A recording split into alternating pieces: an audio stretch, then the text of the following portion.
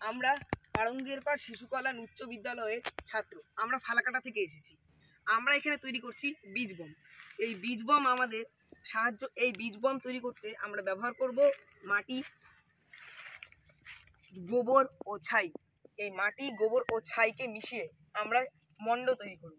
এই মণ্ডর ভিতরে আমরা একটি করে বীজ, ফলের বীজ হতে পারে, ফুলের বীজ হতে পারে।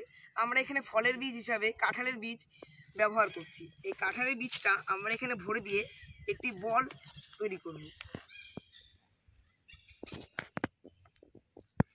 আমরা যেই স্থানে যেতে পারি না সেই স্থানে যদি আমরা এই বলগুলোকে ছুঁড়ে মারি, তাহলে সেই মাটি থেকে নতুন চারা গাছ জন্মাবে এবং সেই চারা গাছ থেকে নতুন বড় বড় গাছ জন্মাবে।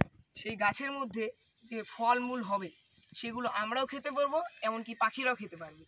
তারপর তারা এখানে এই জঙ্গলে, অর্থাৎ এই খয়ের বাড়ির জঙ্গলে তারা নিজের সুখে শান্তিতে থাকতে পারবে এবং আমাদের এলাকাও তারা উপদ্রব দিবে না। তো এটাকে এইভাবে আমাদের পুরো পৃথিবী সবুজ হয়ে উঠবে।